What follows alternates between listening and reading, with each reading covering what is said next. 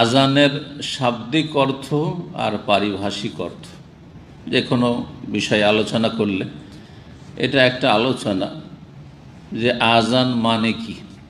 আজান শব্দটি তো আরবি শব্দ, তাই না? আজান শব্দ হচ্ছে আরবি শব্দ, কিন্তু বাংলা হয়ে যাওয়াতে আজানকার কেউ আরবি বলবে না, আজান শব্দ আরবি বলবে, আজান বাংলা, তাই না? ওইসব হাজিদের মতো যেসব হাজিরা হজ করতে আসে, আসার পরে আরবি কিছু বুঝে না, তাদের গল্প আছে একটা, শুনেছেন হয়তো। মক্কা মদিনা এসে দেখে যে এরা সব আরবিতে কথা বলে, কিছুই বুঝি না, শুধু আজানটাই বুঝি। দেশে গিয়ে বলছে যে ওইখানে গিয়ে সবাই আরবি বলে, কিছুই বুঝি না কে কি বলে, শুধু আজানটাই বাংলাতে হয়, ওইটাই বুঝতে পারি। শুধু কথা বোঝা গেছে না? আজানটা শুধু বাংলায় হয়, ওটা বুঝতে পারি যে হ্যাঁ এটা আজান হচ্ছে। মানুষ মোটা খায়, মোটা বুঝে, আজানটা বাংলা হয়ে গেছে, কথা বলছিলাম। আজানের শাব্দিক অর্থ কি? কি করা? ডাকা না, কে বললো ঘোষণা দেওয়া? মাশাআল্লাহ, মাদ্রাসা পড়েছো তুমি মনে হয়, তাই না? মাদ্রাসা। আজান মানে হচ্ছে এলাম, আর এলাম মানে হচ্ছে ঘোষণা, অবগত করা। বিজ্ঞপ্তি বলছেন না, বিজ্ঞপ্তি। বিজ্ঞপ্তিকে এলানও বলে নন্দী, আবার এলামও বলা হয়। আলামা ইউলেমু, এলমুন থেকে, এল মানে জ্ঞান, আর এলাম মানে জানানো, আর জানানো মানে ঘোষণা। জি, কথা বোঝা গেছে।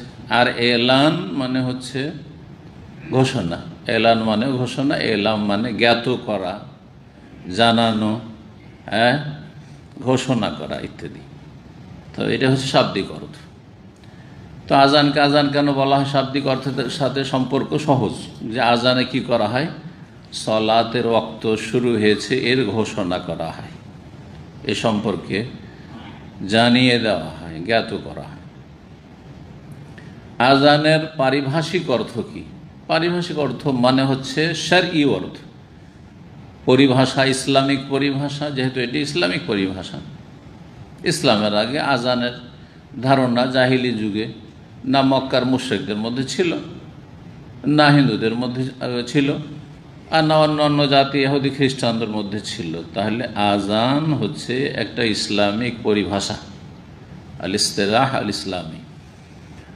তো এই ইসলামিক পরিভাষার ইসলামিক একটা সংজ্ঞা আছে, এর একটা সংজ্ঞা আছে। কাকে বলে আজান, কাকে বলে? কেউ বলতে পারে সংক্ষেপে, যাতে সব কথা চলে আসে? আশা করি কারো জানা নেই হয়তো, তাই না? আল আজান, আজান হচ্ছে ফিশার এ বা শরীয়তের পরিভাষায় আল এলাম বেদখুল ওয়াক্তিস সালাহ বে আলফাজিন মখসুসা। আল এলাম জানিয়ে দেওয়া, ঘোষণা করা বা জ্ঞাত করা, বেদখুলে আওকাতিস সলাহ, সলাতের সময় প্রবেশ করেছে এই বিষয়টি, বে আলফাজিন মখসুসা, বিশেষ বিশেষ কিছু শব্দের মাধ্যমে বা বাক্যের মাধ্যমে, বিশেষ বিশেষ নির্ধারিত বাক্যের মাধ্যমে কি করা? সলাতের সময় প্রবেশ করেছে এ সম্পর্কে জ্ঞাত করা, জানিয়ে দেওয়া। কমপ্লিট না? আজানে ঘোষণা করা হয় এলাম।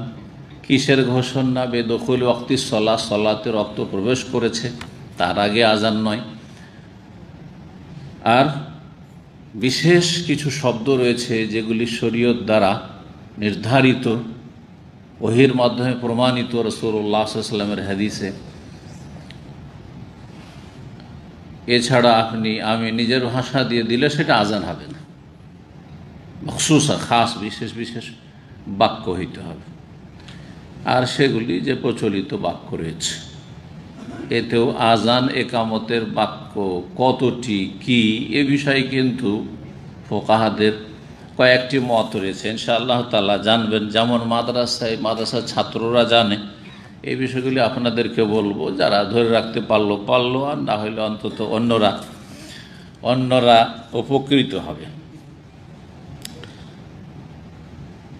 তো এই ছিল আজানের শাব্দিক অর্থ আর পারিভাষিক অর্থ বা শরঈ অর্থ।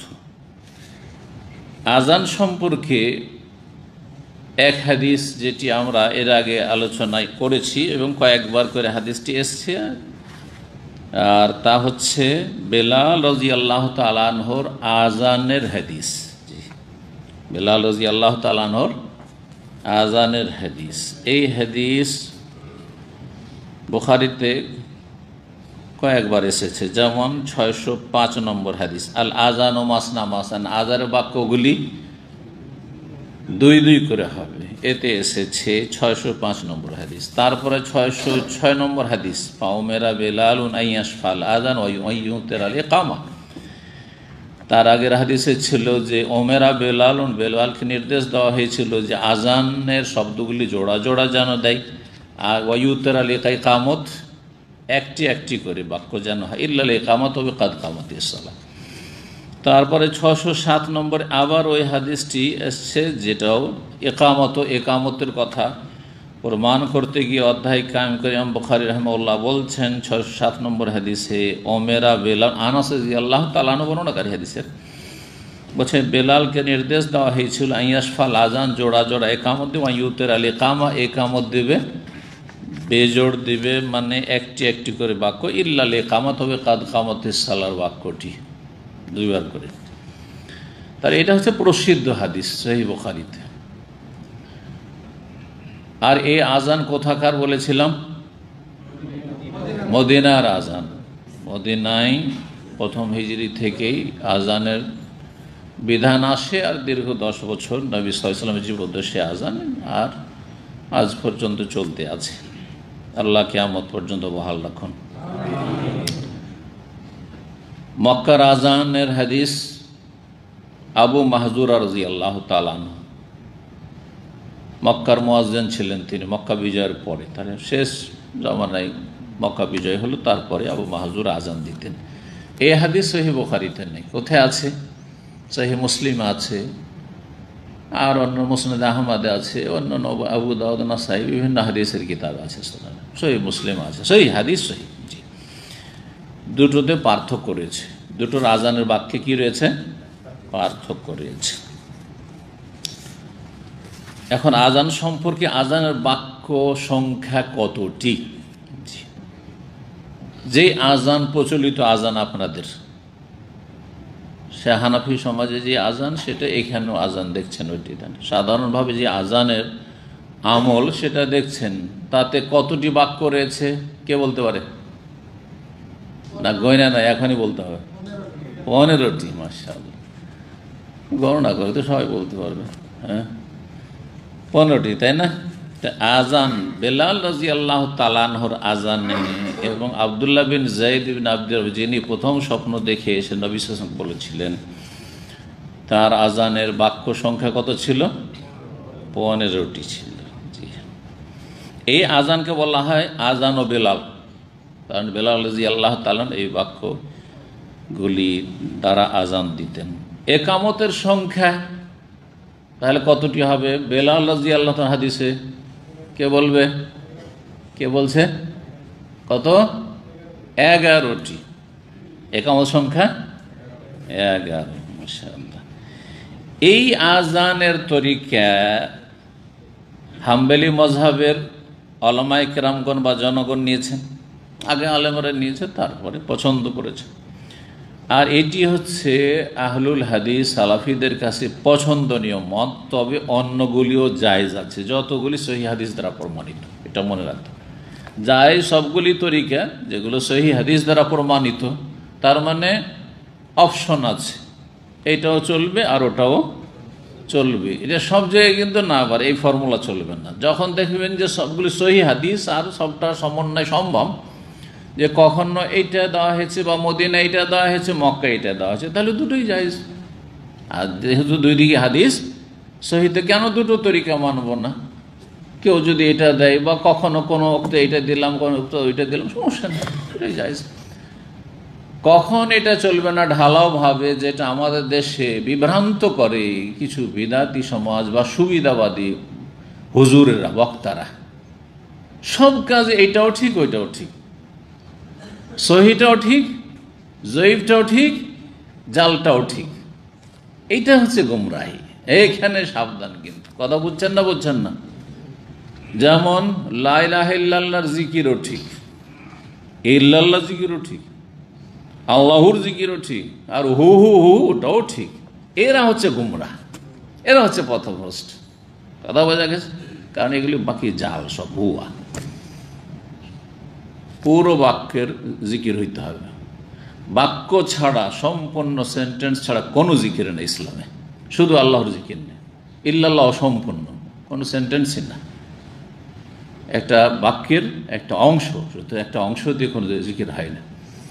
যেমন বাপ মায়ের সাথে কেউ কথা বলে না, বাবা বাবা বাবা বাবা কথা বলে, কে বলে? পাগল বলে। পাগল হয়ে গেলে করতে পারে, তাই না? কিন্তু সুস্থ মস্তিষ্ক সম্পন্ন একটা অশিক্ষিত মূর্খ হইলেও করে না, শিক্ষিত হইলেও এই কাজ করে না। বাবা কেমন আছেন, তাই না? বাবু কেমন আছেন, আম্মা কেমন আছেন, ঠিক আছে, তাই না? আম্মা ভালো আছেন তো, আম্মা আল্লাহ ভালো রাখুন। দেখেন বাক্য এগুলো। আর শুধু মা মা মা মা করলে কী ভাববে মা? কীভাবে? বিদেশে গিয়ে পাগল হয়ে গেছে, মাথা খারাপ হয়ে যায়, পাবনা নিয়ে যেতে হবে। তো এরা পাগল আসলে, বিদাতিরা পাগল আসলে। কথা বোঝা গেছে না? জি, পাগল। এদের পাবনা হচ্ছে কোরআন এবং হাদিস। কারণ পাবনা নিয়ে যায় চিকিৎসা করার জন্য, আর এদের চিকিৎসা কোথায় আছে? কোরআন এবং হাদিসে আছে, দলিলে আছে, ওহীতে আছে। ওহী দ্বারা চিকিৎসা করে, তারা রুগী এরা। এই জন্য আমি বলি যে বেদাতিরা রুগী। রুগীর উপরে মায়া করি, ওইরকম এদের সাথে মায়া করি আমরা, কিন্তু বিদ্বেষ শত্রুতা রাখি না। কিন্তু রুগী থেকে দূরত্বটা ভালো লাগতে হবে, মানে এই রোগ আবার আপনার উপর আক্রমণ না করে। কথা বোঝা গেছে? রোগীর সাথে এমন একাকার হইলেন যে ও ভাইরাস আপনার উপরে অ্যাটাক করলে, এমনটা বেদাতি হয়ে যাবেন না আবার ওদের সাথে। হেদায়েত করার চেষ্টা করবেন, সুস্থ করার চেষ্টা করবেন, কিন্তু নিজে রুগী হবেন না, নিজে বেদাতি হবেন না। তো সতর্ক সাবধান এর থেকে। আমাদের দেশে এইভাবে একদল আছে যারা বিভ্রান্ত করে, সবটাই ঠিক। এক বড় বক্তা, যিনি এক সময় অদ্বিতীয় বক্তা ছিলেন, বলছেন যে হাত বাঁধার ক্ষেত্রে সবটাই ঠিক। আমি নিজে শুনেছি তার আলোচনা। হাত বাঁধার ক্ষেত্রে নামাজে সবটাই ঠিক, বুকে বাঁধাও ঠিক। তাহলে হাদিসকেও খুশি করে দিল, ঠিক না? শাফিদেরকে খুশি করে দিল। বলছে নাভির নিচেও ঠিক, হানফিদেরকে খুশি করে দিল। বলছে হাত ছেড়েও মাঝে মাঝে পড়া ঠিক, ওটাও ঠিক, মালিকও খুশি। সারা দুনিয়ার কথা বললে কেউ অসন্তুষ্ট হবে না। আফ্রিকা গেলেও রাজি, কারণ হাত ছেড়ে পড়ে ওরা মালিকিরা। বোঝা গেছে? তো সবই ঠিক। মালয়েশিয়া ইন্ডোনেশিয়া গেলেও কেউ অসন্তুষ্ট হবে না, কারণ সাফিরা বুকের ভাত বাঁধে। ভারত, বাংলাদেশ, পাকিস্তান হানাফি মসজিদে নামাজ পড়লে অসুবিধা নেই, তো ওখানে গিয়ে নামের নিচে নামিয়ে দিলাম, সবটাই ঠিক। এটা হচ্ছে বল। একটা সহি আর বাকি জয়ীফ আর জাল। কথা বোঝা গেছে? সুতরাং জয়ীফ দুর্বল আমল চলবেন না। যখন দেখবেন সবই সহি, এটাও সহি, এটা সহি, তো আজানের ক্ষেত্রে সবই সহি, সুতরাং সবটাই আমল করা যাবে। এই ভূমিকার পর এখন দেখুন, প্রসিদ্ধ আজান হচ্ছে বেলাল রাদিয়াল্লাহু তাআলা আজান। আজানের বাক্যের সংখ্যা বললাম 15 আর একামত 11। দ্বিতীয় আজান হচ্ছে আবু মাহজুরা রাদিয়াল্লাহু তাআলা আনহু, যুবক ছেলে। প্রথম আজানের আওয়াজ শুনে তিনি হাসি মস্করা করছিলেন। নতুন নতুন সব মুসলমান হয়েছে মক্কায়। আর যেমন যুবক ছেলেদের একটা ওইরকম থাকে না, মন মানসিকতা থাকে, হাসি মজাক করা, হাসাহাসি করা কোনো কিছু নিয়ে বা কাউকে নিয়ে। আওয়াজ খুব সুন্দর, নবী সাল্লাল্লাহু আলাইহি ওয়াসাল্লাম ওকে ডেকে, আরে খুব আওয়াজ তো সুন্দর, যা তুই আজান দে, দিলেন মুয়াজ্জিন বানিয়ে। ওনার আজানের সংখ্যা হচ্ছে 17। কয়টা বেড়ে গেল?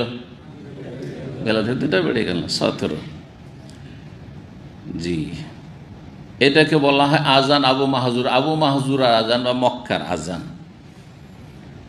17, এই যে 17 আছে, আবার আবু মাহজুরার রিওয়ায়াতে দুই রকমই আছে। 17 যেটা যে হাদিসে এসছে, 17 হাদিস এসছে, সেই হাদিসটি সহিহ মুসলিমে এসেছে। সহিহ মুসলিম যেটা বর্তমান এখন আমরা দেখছি, সেটাতে 17টি আছে আবু মাহজুরার রিওয়ায়াতে। আমি এই হাদিসটা আপনাদেরকে পড়ে শোনাবো। তো 17 কিভাবে হইলো পরে বলছি। এটা হচ্ছে মালিকি মযহাব, আজানের বাক্যের সংখ্যা হচ্ছে কত? 17। এটা কোন মযহাব? মালিকি মযহাব। তাহলে আফ্রিকায় বা মালিকি মসজিদগুলিতে যেসব দেশে মালিকিরা আছে, তো 17টি কেমন করে হইল? বলছেন যে তকবীর প্রথমখানে আমরা কয়বার দিই? বেলালের আজানে কয়বার তকবীর? 4। আল্লাহু আকবার, আল্লাহু আকবার, 2 তো হয়ে গেল। আল্লাহু আকবার, আল্লাহু, 4বার হলো না? মালিকি মযহাবে না 2বার, মালিক মযহাবে 2বার শুধু। সে 2বারে একটা আল্লাহু আকবার, আল্লাহু আকবার এরকম করে দিয়ে দেন। আর না হইলে আর একটা তরিকা অনেকে যেটা দিয়ে থাকে, আর আরব দেশের নাজদ এলাকাতে যারা বসবাস করেছেন, বেশ কিছু মসজিদ আমি শুনেছি, নাজদ বুঝেন, আল কাসিম এলাকায় অথবা রিয়াজের বেশ কিছু মসজিদে, আগের বিশেষ করে বুড়ো মুয়াজ্জিনগুলো, তারা কেমনভাবে আজান দেয়, কেউ শুনেছেন কোনোদিন? শুনেছেন না? আল্লাহু আকবার, আল্লাহু আকবার, আল্লাহু আকবার, আল্লাহু আকবার, 4বারে। মানে আল্লাহু আকবার, আল্লাহু আকবার একসাথে নয়, 2বারে 4 বাক্য নয়, 4বারে 4 বাক্য। তো মালিকি মযহাবে প্রথমখানে শুধু রয়েছে 2বার আল্লাহু আকবার, 4বার নেই। ঠিক আছে, 17 এইভাবে গণবেন, 17 হবে। শাফি মযহাব আবু মাহজুরার হাদিসই নিয়েছে, কিন্তু আবু মাহজুরার বেশ কিছু হাদিস রয়েছে যাতে আল্লাহু আকবার 2বার নেই, আল্লাহু আকবার 4বার আছে। আল্লাহু আকবার যখন 4বার হয়ে যাবে, তারজি সহকারে, গত সপ্তাহে তারজি বুঝিয়েছিলাম এবং তারজির সংজ্ঞা বলেছিলাম। তো তারজিতে কয়টি বাক্য বেড়ে যাবে?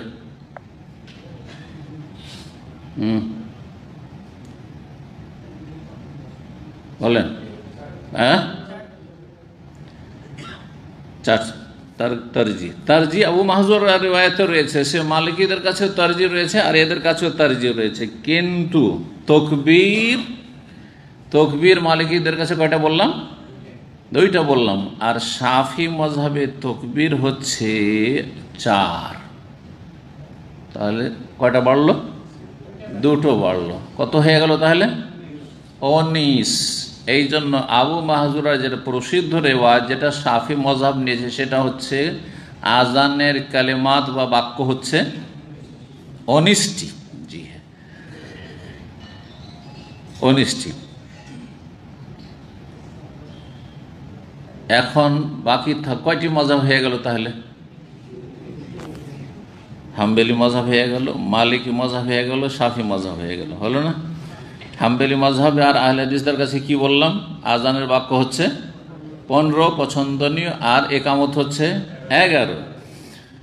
আর মালিকি মযহাব হচ্ছে আজানের বাক্য হচ্ছে 17, আর একামত তাদের কাছে আছে হানাফিদের মত। মানে একামতটা ডবল রয়েছে, কারণ আবু মাহজুরের রিওয়ায়াতে একামত ডবল রয়েছে। এখন বাকি থাকলো হানাফি মযহাব। হানাফি মযহাবের আজানের সংখ্যা কত? আজানের বাক্যের সংখ্যা? হ্যাঁ, কত? 15। কারণ এখানে কিন্তু বেলালের সাথে মিল আছে, ঠিক না? আজানটা কিন্তু বেলালের 15। জি হ্যাঁ, সেম এই আজানে কোনো ইখতিলাফ আছে? ব্যাস তারজি নেই। ওখানে যে তারজি বললো আশহাদু আল্লা ইলাহা ইল্লাল্লাহ, আশহাদু আল্লা ইলাহা ইল্লাল্লাহ, আশহাদু আল্লা আশহাদু আন্না মুহাম্মাদুর রাসূলুল্লাহ, আশহাদু আন্না মুহাম্মাদুর রাসূলুল্লাহ, আস্তে করে এতে 4 বার কমে গেল। তো 19-এ যখন 4 কমে গেল কত হইল? 15 হইল। তাহলে আজান হচ্ছে 15। তো আজানের ক্ষেত্রে হানাফি আজান, তারপরে আপনার কোন আজান, যে হাম্বেলি আজান, হাম্বেলি আজান, আহলে হাদিস আজান, আজানে মিল আছে না? আজানে মিল আছে। হাম্বেলি মযহাব আর সাথে আহলুল হাদিস আর হানাফি আজান সেম। কত? 15টি বাক্য। একামত হানাফিদের কাছে কত সংখ্যায়? 15 না, 17। জি হ্যাঁ, একামত কত? 17 হয়ে যাবে। কেন 17 হবে? 15 তো আজানে ছিল, আর 2 বার কাদ কামাতিস সালাহ, কাদ কামাত, 17 হয়ে গেল। তাহলে আশা করি বিষয়টি চলে এসছে। এখন যেই হাদিস আপনাদের নতুন লাগলো যে প্রথমখানে আল্লাহ আকবার 4 বার না 2 বার, ওই হাদিসটি সহিহ মুসলিমে আছে, কিন্তু সহিহ মুসলিমে বিভিন্ন নুসখা রয়েছে। নুসখা মানে বিভিন্ন পাণ্ডুলিপির কপি, তাতে কিন্তু পার্থক্য রয়েছে। কিছু কিছু বর্ণনাকারীরা 4 বার উল্লেখ করেছেন, আর কিছু বর্ণনাকারীরা 2 বার উল্লেখ করেছেন। এখানে যে হাদিসটি 572 নম্বর সহিহ মুসলিমে, তাতে রয়েছে আবু মাহজুরাকে আন্না নবী আল্লামাহু হাজাল আজান, এই আজান শিখালেন। কি বলে? আল্লাহু আকবার, আল্লাহু আকবার, ব্যাস 2 বার। আশহাদু আল্লা ইলাহা ইল্লাল্লাহ, আশহাদু আল্লা ইলাহা ইল্লাল্লাহ, আশহাদু আন্না মুহাম্মাদুর রাসূলুল্লাহ, আশহাদু আন্না মুহাম্মাদুর রাসূলুল্লাহ। তারপরে এটা আস্তে করে বললেন, ফায়াকুল, তারপর জোরে তখন টান দিয়ে আশহাদু আল্লা ইলাহা ইল্লাল্লাহ, আশহাদু আল্লা ইলাহা ইল্লাল্লাহ, আশহাদু আন্না মুহাম্মাদুর রাসূলুল্লাহ, এই যে তারজি করে, তারজি হয়ে গেল। তারপর হাইয়া আলাস সালাহ 2 বার, হাইয়া আলাল ফালাহ 2 বার, আল্লাহু আকবার, আল্লাহু আকবার 2 বার, লা ইলাহা ইল্লাল্লাহ। কতটি হয়ে গেল তাহলে এতে?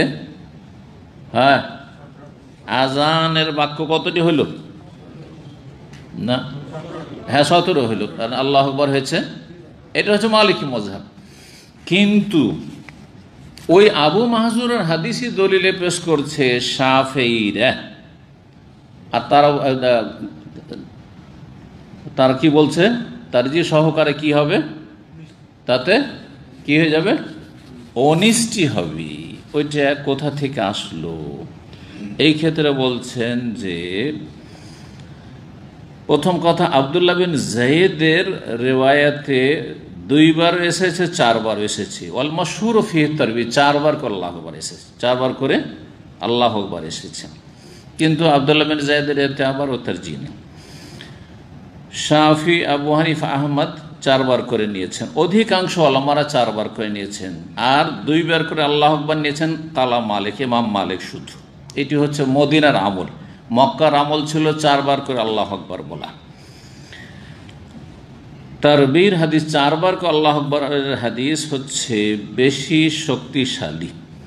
এই মর্মে বলছেন ইমাম নওয়াবী রাহমাতুল্লাহ আলাইহ, বলছেন ওয়াকাফি গায়রে মুসলিম, সহিহ মুসলিমে 2 বার করে আল্লাহু আকবার এসেছে, আল্লাহু আকবার, আল্লাহু আকবার। কিন্তু সহিহ মুসলিম ছাড়া অন্য হাদিসে এসেছে আল্লাহু আকবার, আল্লাহু আকবার, আল্লাহু আকবার, আল্লাহু আকবার 4 মাররাত, 4 বার করে এসেছে। ইমাম নওয়াবী রাহিমাহুল্লাহ, যার কিতাব হচ্ছে রিয়াজুস সালিহিন, আর যিনি সহিহ মুসলিমের ভাষ্য লিখেছেন, তিনি বলছেন, এটা তো তার মত। কিন্তু সহিহ মুসলিমের আর একজন ভাষ্যকার আছে ইমাম কাজী আয়াজ, খুব প্রসিদ্ধ, তিনি মুহাদ্দিস, প্রখ্যাত মুহাদ্দিস। তিনি বলছেন ওয়াকাফি বাদে তুরুকুল ফারসি ফি সহিহ মুসলিম, সহিহ মুসলিমের একটি সূত্র ফারসি থেকে বর্ণিত, যাতে রয়েছে 4 বার করে তাকবীর রয়েছে।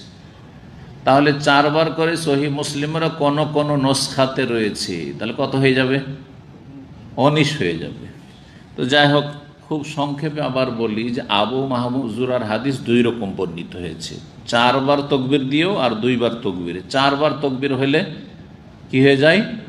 19টা হয়, সেটা শাফেঈরা নিয়েছে, হ্যাঁ, আর সেটা আহলে হাদিসদের কাছে, কারণ সহিহ হাদিস সুতরাং জায়েজ, জায়েজ তারজি সহকারে, তারজি আর 4 বার তাকবীর। মালিকিরা কি নিয়েছে? তারজি তো নিয়েছে, কিন্তু হ্যাঁ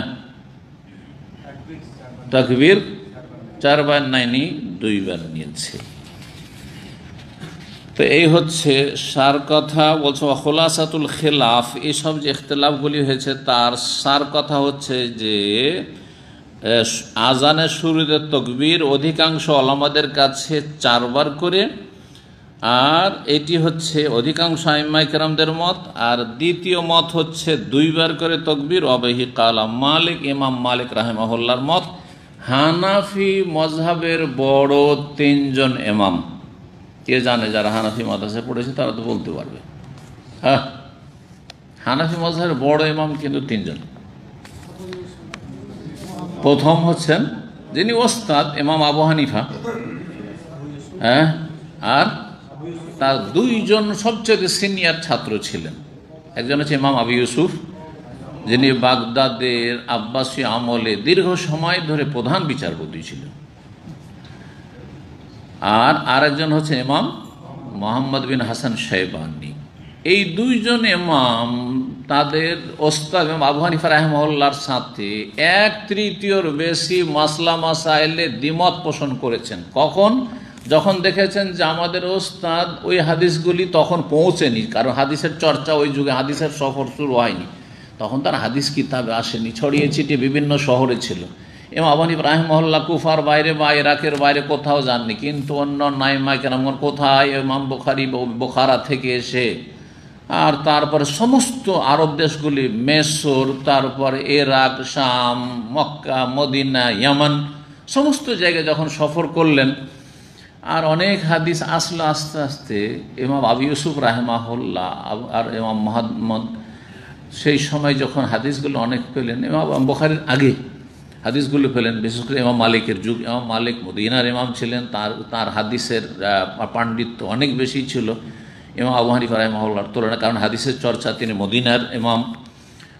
তো তারপরে তারা অনেক মাসলা মাসাইল থেকে ফিরে এসেছেন ওস্তাদের, 1/3 বেশি মাসলা মাসাইল থেকে ফিরে এসেছেন। যারা কদরি, হেদায়া, হানাফি, ফেকার কেতাব পড়বে আর পড়েছে, তারা অবশ্যই এই কথা নিশ্চিত জানে যে বহু মাসাইলে কালা আবু হানিফা, কাজা ইমাম আবু হানিফা এই বলেছেন, ওয়া খালাফা আবু ইউসুফ ও মোহাম্মদ, কখনো ইমাম আবু ইউসুফ বিপরীত ফতোয়া দিয়েছেন, কখন ইমাম মোহাম্মদ বিপরীত ফতোয়া দিয়েছেন, কখন আবু ইউসুফ হয়তো ওস্তাদের সাথে, কিন্তু ইমাম মোহাম্মদ।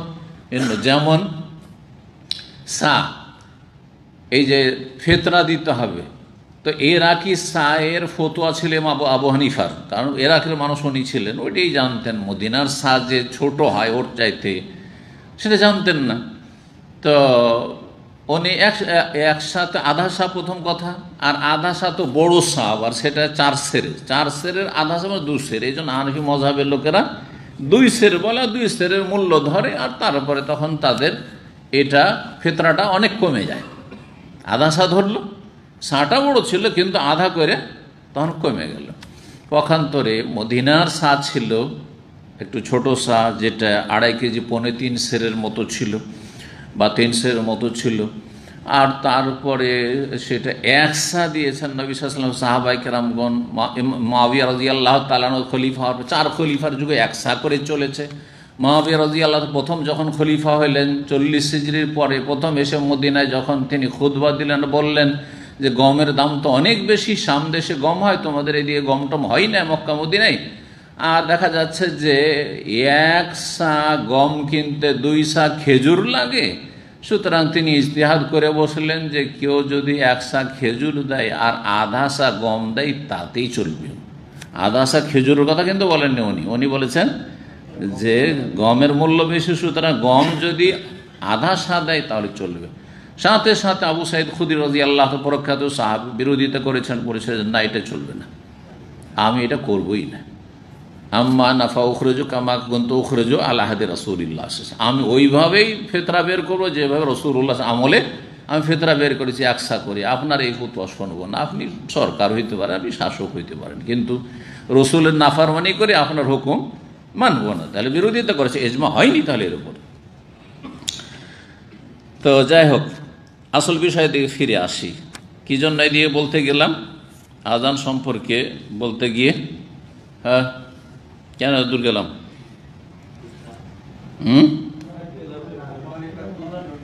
হ্যাঁ, আবু ইউসুফের কথা বলছেন। আবু ইউসুফ রাহমাহুল্লাহ, এখানে ইমাম মালিকের সাদ দিয়েছেন আবু ইউসুফ। আবু ইউসুফ রাহমাহুল্লাহর কাছে হয়তো ওই হাদিসটি পৌঁছেছে সহিহ মুসলিমের আবু মাহজুরার, যাতে আল্লাহ আকবার দুইবার আছে। তখন তিনি বলছিলেন না, আমাদের যে ওস্তাদ বলেছেন 4 বার, বেলাল রাদিয়াল্লাহু আনহু হাদিস, ওটাও সহিহ হাদিস না। আমার মত হচ্ছে যে তকবীর হবে কয়বার? 2 বার। বলছেন যে এই জন্য তাসনিয়াতুত তাকবীর, তকবীর 2 বার বলা, অবিহি কালা মালিক, এটি হচ্ছে ইমাম মালিকের মত। ও আবু ইউসুফ মিনাল হানাফি, হানাফি মজহাবের ইমাম আবু ইউসুফও এই মত পোষণ করেছেন। হানাফি ফিকার বাদায়ুস সানায় প্রথম খণ্ড 147 পৃষ্ঠা রয়েছে। মালিকি মজহাবের ফিকার কিতাব বিদায়াতুল মুজতাহিদ প্রথম খণ্ড 258 পৃষ্ঠা রয়েছে। বিদায়াতুল মুজতাহিদ আমরা মদিনা ইউনিভার্সিটিতে পড়েছি। জি, তো মদিনার আমল ছিল বেলাল রাদিয়াল্লাহু তাআলা আযান, আর মক্কার আমল ছিল আবু মাহজুরা রাদিয়াল্লাহু তাআলা আযান। আযানের সংখ্যা বা কালিমাতের সংখ্যাগুলি শুনলেন। আমরা এখন সরাসরি সেই হাদিসের দিকে যাই আর অধ্যায়ের দিকে। কি বলছেন ইমাম বুখারী রাহিমাহুল্লাহ, অধ্যায় নম্বর 4, বাবু ফজলিত তাজিন। এই অধ্যায় হচ্ছে আযান দেওয়ার ফজিলত সম্পর্কে। তাজিন, আযানা ইউআযিনু তাজিন মানে আযান দেওয়া, আযান দেওয়া, আযান দেওয়ার ফজিলত। তাহলে আযান দেওয়ার ফজিলত রয়েছে। আযান দিলে লাভ কি হয়? কার লাভ হয়? 1 নম্বর লাভ হয় মুয়াজ্জিনের, সেই ফজিলতগুলো পেল। 2 নম্বর লাভ হয় যতদূর পর্যন্ত আযানের শব্দ, আযানের আওয়াজ যায়, এই আল্লাহর জিকিরের আওয়াজ যায়, ততদূর পর্যন্ত যারা থাকে তারা সেই ফজিলত হাসিল করে, শয়তানের অনিষ্ট থেকে বাঁচে। কিন্তু যখন তখন আযান দেওয়া চলবে না। শয়তান যে পালায়, যতদূর পর্যন্ত আযানের আওয়াজ যায় ততদূর পর্যন্ত শয়তান টিকতে পারেন না, পালাতে থাকে। মনে হয় এই কথাকে ভিত্তি করে ঝড় তুফানে আযান দেওয়া। তারপরে কলেরা, বসন্ত হইতো, আমরা ছোটকালে বসন্ত রোগ ছিল, মহামারী এক ধরনের প্লেগ, আল্লাহু আকবার। আর তারপরে কলেরা বিশেষ করে ছিল। বসন্তটা আমরা চোখে দেখতে পাইনি, শুনেছি আমাদের বাপ চাচাদের কাছ থেকে যে বসন্ততে মানুষ ধাড়াধাড় মরতো, গোটা গ্রামের লোক মরে যাচ্ছে, গোটা বাড়ির লোক মরে যাচ্ছে। তো কলেরা দেখেছি।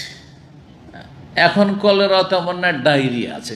ব্যক্তি কারো হয়তো কোনো হয়েছে, ফুড পয়জন হয়েছে, ডায়রিয়া হয়। কিন্তু ডায়রিয়া শুরু হতো না, কলেরা এমন হতো যে এমন বমি আর পায়খানা, এমন বমি পায়খানা যে গেল, মরলো তো মরলো, ও আর আশেপাশে যারা আছে বাড়িতে ওরাও মরতে শুরু হইলো। এক বাড়িতে আমি দেখেছি, ছোট মাদ্রাসায় তখন 2টি ক্লাসে পড়তাম, বুলুগুল মারাম সম্ভবত পড়তাম, সুবহানাল্লাহ। ওই বাড়িতে 1 সপ্তাহের ভিতরে 6 জন 7 জন মারা গেছে। 1 সপ্তাহের ভিতরে 6 জন 7 জন মারা গেছে। এইরকম হইতো। কলেরার নাম শুনেছেন মুরব্বীরা কেউ? আর দেখেছেন কলেরা রোগী? আপনি তো দেখে হবেন ইনশাআল্লাহ, কারণ 60 পার হয়ে গেছেন। তো আল্লাহ হেফাজত করুক। তো এই যে বালা মুসিবতের সময় আমাদের দেশগুলিতে কি আছে, ভারত উপমহাদেশে একটি বিদআত আছে, সেটা হচ্ছে আযান দেওয়া। ঝড় হইলে কি করতে লাগে? আযান দিতে লাগে। এটি বিদআত, বিদআত। কলেরাতে গ্রামে গ্রামে আযান দেবে, রাস্তার এসে আযান দিয়ে বেড়িত, গোটা রাত ধরে আযান চলছে রাস্তায়, রাত আযান চলছে। কিসের জন্য? বলছে শয়তান পালাবে। এই যে এখানে আর একটা ধারণা কাজ করছে যে কলেরা, বসন্ত, এই ধরনের প্লেগ, মহামারী, এগুলো আসে জিন শয়তানের পক্ষ থেকে। আযান দিব তখন শয়তান গ্রাম থেকে কি করবে? উধাও হয়ে যাবে। সব বিদআত এগুলো, ধারণা, আকীদাও বিদআত আর আমলও বিদআত। আযানের ফজিলত রয়েছে শরীয়ত সম্মত যেসব ফজিলত, সেগুলি হাদিস দ্বারা প্রমাণিত। বিভিন্ন কিছু হাদিস এখানে নিয়ে এসেছেন, আর কিছু হাদিস নিয়ে আসেননি, কিন্তু সেই হাদিসগুলি অন্য অন্য হাদিসের কিতাব সহিহ মুসলিমে, সুনান আবু দাউদে রয়েছে বেশ কিছু ফজিলতের দিক। আযান দেওয়ার ফজিলত 608 নম্বর হাদিস। হাদিসের এই সনদটি সবচেয়ে প্রসিদ্ধ সনদ। ইমাম বুখারীর ওস্তাদ আব্দুল্লাহ বিন ইউসুফ রাহিমাহুল্লাহ, তার ওস্তাদ হচ্ছে ইমাম মালিক, সরসি ইমাম মালিক, 4 ইমামের প্রখ্যাত মদিনার ইমাম। তার ওস্তাদ হচ্ছেন তাবেঈ আবু জিনাদ আবু জেনাদের নাম ছিল আব্দুল্লাহ বিন জাকওয়ান, আর তার ওস্তাদ হচ্ছেন আরাজ। আরাজ খোঁড়া ছিলেন, সেই জন্য তিনি পরিচিতি লাভ করেছিলেন আরাজ নামে, খোঁড়া নামে। দেখেন হাদিসের কিতাব আরাজ এসছে, আইব, তাই না? কেউ যদি খোঁড়া হয় তো আইব না, কিন্তু কেউ রাগ না করলে বলা যায়, সেই জন্য আরাজ লিখেছেন। উনি রাগ করতেন না, কারণ ওইটিতে তিনি খ্যাতি লাভ করেছিলেন। জি, কিন্তু তার নাম হচ্ছে আব্দুর রহমান ইবনে হুরমুজ আল আরাজ। আব্দুর রহমান ইবনে হুরমুজ, দুইজনেই তাবেঈ। আব্দুর রহমান বিন হুরমুজ ওস্তাদও তাবেঈ, তার ছাত্র আব্দুল্লাহ বিন জাকওয়ান আবু জেনাদ তিনিও তাবেঈ, কিন্তু একজন সিনিয়র তাবেঈ আর একজন জুনিয়র তাবেঈ। জি, আরাজ আব্দুর রহমান বিন হুরমুজের ওস্তাদ হচ্ছেন আবু হুরায়রা রাদিয়াল্লাহু তাআলা আনহু, আবু হুরায়রা রাদিয়াল্লাহু তাআলা আনহু। তো কয়জন সিলসিলা বর্ণনাকারী? আব্দুল্লাহ বিন ইউসুফ, মালিক, আবু জেনাদ, আরাজ, আবু হুরায়রা, 5 জন হয়ে গেল। কিছু কিছু অল্প কিছু, এই হাদিসটা সবচেয়ে বেশি প্রসিদ্ধ, কিন্তু সনদের ক্ষেত্রে এই সনদটি সবচেয়ে প্রসিদ্ধ। অধিকাংশ হাদিস পাবেন এই সিলসিলা। আরও কিছু সিলসিলা আছে যেগুলো প্রসিদ্ধ, যেমন সাঈদ ইবনে মুসাইয়িব রাহিমাহুল্লাহ থেকে যে সিলসিলা গেছে। ইমাম বুখারীর কিতাবে ৮৬ হাদিসও আছে, মানে হাদিসের সনদে মাত্র 3 জন রাবিতে রাসূলুল্লাহ সাল্লাল্লাহু আলাইহি ওয়াসাল্লাম পর্যন্ত পৌঁছে যান। তো হাতে গোনা কয়েকটি হাদিস রয়েছে, 30 থেকে 40 তার সংখ্যা রয়েছে, এইরকম সংখ্যা রয়েছে ৮৬। তারপর রোবাই, মানে চারজন বর্ণনাকারী বিশিষ্ট সনদ ওয়ালা হাদিস। জি, আর এটা হচ্ছে খমাসি, 5 জন আবু হুরায়রা পর্যন্ত। জি, রাসূলুল্লাহ সাল্লাল্লাহু আলাইহি ওয়াসাল্লাম বলেছেন, ইযা নুদিয়া লিস-সালাতি, যখন আজানের জন্য আহ্বান করা হয়, মানে কি বলছে, সালাতের জন্য আহ্বান করা হয়। সালাতের জন্য আহ্বান করা হয় মানে আজান দেওয়া হয়, নিদা মানে হচ্ছে আজান দেওয়া হয়। তখন কি হয়? আদবারা শয়তান, শয়তান তখন পালায়ন করে। আদবারা মানে পালানো, কিন্তু বাংলা অনুবাদক কেউ আদবারা দবর থেকে এসছে, যেহেতু দবর মানে পাছা হয়, মানে পেছন দিক হয়, সেজন্য হচ্ছে পেছন দিকে পালাই না। এই তরজমা আরবি নয়, এটা আসলে আদবারা মানে পালানো, আদবারা মানে। আর সাধারণত মানুষ পালাইলে সামনের দিকে কম পালায়, কোন দিকে পালায়? সামনে যদি কেউ থাকে যাকে ভয় লেগেছে, কোন দিকে পালায়? আর সামনে হঠাৎ করে বাঘ সাপ দেখছেন, সামনে হঠাৎ করে দেখছেন যে আমাকে কেউ মারতে আসছে, পালাবেন কোন দিকে? পেছন দিকে। সেই জন্য আদবারা মানে পালায় না, আর আদবারা মানে শুধু পেছন হয় না। আর এই পেছন উল্লেখ করার কোনো প্রয়োজন ছিল না, তো অনুবাদ করতে করতে অনেকে ভুল করে থাকে করতে গিয়ে। তো আদবারা শয়তান পালায়ন করে, লাহু দোরাতুন, কি অবস্থায়? বায়ু ছাড়তে ছাড়তে, বায়ু ছাড়তে যাও। দোরাত বলা হয় উচ্চ স্বরে বায়ু ছাড়া, জোরে বায়ু ছাড়া, এটাকে বলা হয় দোরাত। আর যদি ফুসফুস করে, যার পেটে গ্যাস আছে আর ফুসফুস করে বায়ু নির্গত হচ্ছে, ওটাকে কি বলা হয় আরবিতে? ওটাকে বলা হয় ফোসাউন। ফোসা, ফুস, ওখান থেকে মনে হয় ফুস আমাদের ভাষাতে এসছে। জি, বুঝেন তো ফুস না? বুঝেন না? জি, দোরাত মানে জোরে বায়ু ছাড়া। কেন বায়ু ছাড়ে? হাত্তা লা ইয়াসমা তাজিন, যাতে আজান না শুনতে পায়, আজান শুনতে না পায়। বায়ু ছাড়বে, তাহলে বায়ুর আওয়াজ এত হবে যে আর আজানের আওয়াজ শয়তানের কানে পৌঁছিবে না। তাহলে শয়তানের জন্য আজানের কালিমাতগুলি বড়ই কষ্টদায়ক, আর এই কষ্ট বরদাস্ত করতে পারে না, আল্লাহর জিকির বরদাস্ত করতে পারে, যার ফলে ও বায়ু ছাড়তে ছাড়তে পালায় জোরে। ফাইজা কোজিয়ান্নে দাও, যখন আজান সম্পূর্ণ হয়ে গেল, আজান দেওয়া শেষ, ঘুরে আবার দৌড়বে, আবার মসজিদের টানে দৌড়বে, মসজিদে দিয়ে চলে আসে। আকবালা, তখন এগিয়ে আসে। আকবালা মানে সামনের দিকে আসা, সামনে বলার কোনো প্রয়োজন নেই। আকবালা মানে এগিয়ে আসে, তখন আবার চলে আসে। হাত্তাই যা সুবেবা, যখন একামত দেওয়া হয়। তাসবিব মানে হচ্ছে একামত দেওয়া, আগে ডাকা হয়েছে আজানে, তারপর আবার পুনরায় ডাকা। আর পুনরায় ডাকাটা কি হয়? একামতের মাধ্যমে হয়। আশেপাশে যারা আছে মসজিদের চত্বরে আছে, একামত হচ্ছে, মসজিদে ঢুকে গেল, আর মসজিদে আছে তো দাঁড়িয়ে গেল, এখন যে একামত হচ্ছে দাঁড়িয়ে যায়। তাসবিহ বলা হয় আরবিতে ওইটাকে। তো যখন একামত দেওয়া হয় লিসসালাতে আদবার, তখন আবার পালাতে লাগে, আর থাকতে পারেন না যতদূর পর্যন্ত আওয়াজ একামতে পৌঁছেছে, মসজিদের আশেপাশে পালিয়ে যায়। হাত্তা এই যে কজিয়া তাসবিহ, এমনকি যখন একামত দেওয়া শেষ হয়ে যায়, আকবাল আবার ছুটে আসে, আবার মসজিদের দিকে ছুটে আসে। হাত্তা ইয়াখতারা বাইনাল মারই ওয়া নাফসি, তারপরে এসে কি করে, মুসল্লি যে মানুষ, মারউন মানে মানুষ, আর ওখান থেকে ইমরাতুন, মারউন পুরুষ মানুষ, আর ইমরাতুন হচ্ছে মহিলা মানুষ, এই জন্য ইমরাতুন মানে মহিলা। তো মানুষ এবং তার হৃদয়ের মাঝখানে এসে অন্তরায় হয়ে দাঁড়ায়, এসে তখন কি করে, ওয়াসওয়াসা দিতে থাকে, কুমন্ত্রণা দিতে থাকে, এমন করে ভুলিয়ে দেয়, কিছুই মনে থাকে না, অন্য কথা মনে হয়ে যায়, সালাতের কিছু মনে থাকে না। সালাত পড়ছেন, অধিকাংশ মানুষ দেখবেন সালাত পড়ছেন, নামাজ পড়ছেন ঠিকই, কিন্তু ইমাম সূরা ফাতিহার পর কোন সূরা পড়লো, অথচ সূরা মুখস্থ আছে, বলতে পারবেন না। আল্লাহ রহম করে, আল্লাহ মাফ করে। নামাজের কথা কিছুই মনে নাই, কিন্তু বাইরের কথা যেগুলো একেবারে মনে ছিল না, সবগুলি কথা মনে আসে। কাকে কত টাকা ধারে দিয়েছি, কার কাছে পাবো রে, কি আমার কাছে পাবে, কোনখানে এই কাজটা করতে হবে, এই কাজগুলি আজকে জরুরি ছিল করা হয়নি, সব মনে আসবে কোথায়, সালাতের ভিতরে। যদি কারো মেলা কাজ থাকে তো নামাজ শুরু করে দেন, সব মনে হয়ে যাবে। হ্যাঁ, আর যারা আজকাল মানে সিস্টেমেটিক কাজ করে তারা নোট করে নেই। আমি একসময় নিয়মিত করতাম, তারপরে ওইটা অত ফলো করা সম্ভব হয় না, কিন্তু মাঝে মাঝে দেখি যে আজকে অনেকগুলি কাজ আমার আছে, অনেকগুলি কাজ আছে। এই গত এক সপ্তাহের মধ্যে এমন একটা দিন গেছে, যেই দিন দেখছি যে আমার আজকে অন্তত 10-12টা কাজ করতে হবে নাকি করাইতে হবে। তাহলে এতগুলি কথা সবসময় তো মনে থাকবে না, আর খুব জরুরি কথা যদি ছুটে যায় তাহলে কালকে করলে কাজ হবে না।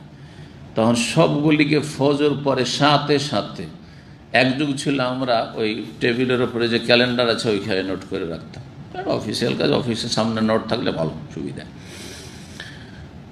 মোবাইলে নোট করলাম, প্রথম কথা মোবাইলে লিখে রাখি, কারণ হাতের নাগালে এখন মোবাইল, সাথে সাথে নোট করে রাখলে পয়েন্ট টু পয়েন্ট দেখলাম যে 10 থেকে 12টি কাজ। সন্ধ্যা পর্যন্ত দেখতে আছি যে কতটি কাজ হয়েছে, মাশাআল্লাহ, আর 1-2টা বাকি আছে, যেটি অত এমার্জেন্সি নয়, ওই হইলেও আর না হইলে কালকে হইলেও চলবে, আলহামদুলিল্লাহ।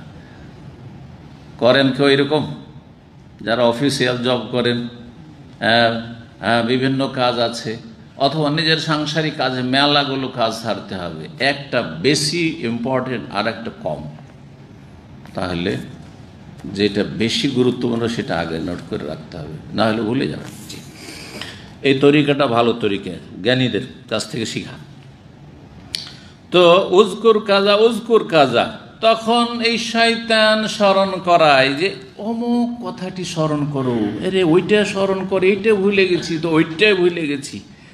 লেমা লাম ইয়াকুন ইয়াজকুর, যা মনেই ছিল না, কাউকে ধার দিয়েছেন একেবারে ভুলে গেছেন, কেউ টাকা পাবে একেবারে ভুলে গেছেন, মনে হচ্ছে যে টাকা পাবে, কিন্তু কিসের টাকা পাবে ওটাও মনে হয় না, অনেক সময় এরকম হয়।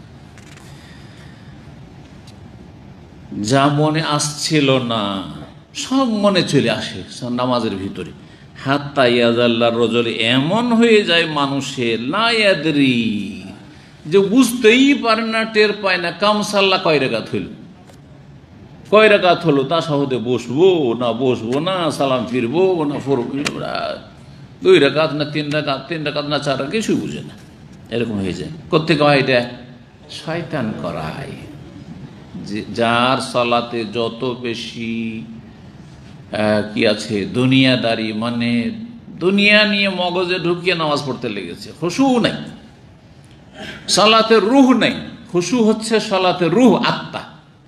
আর সালাতের যে বডিটা, এই যে তাকবীরে তাহরিমা থেকে শুরু করে সালাম ফেরা পর্যন্ত কিছু ফরজ, কিছু সুন্নাত, রফায়দান করা, তো আমিন জোরে বলা, বুকে হাত বাঁধা, এগুলি হচ্ছে বডির অঙ্গ প্রত্যঙ্গ।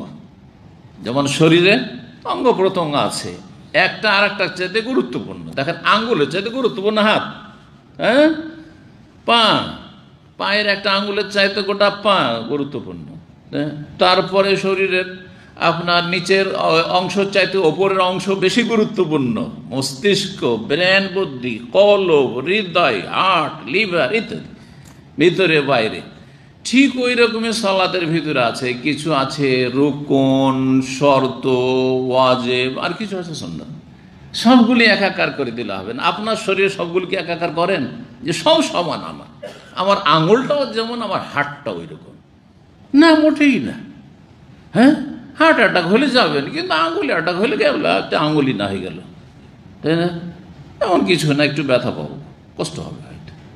ঠিক ওই রকমই মনে করতে হবে সালাতকে। জি, আর এইটির নাম হচ্ছে ফিকহুস সালাহ।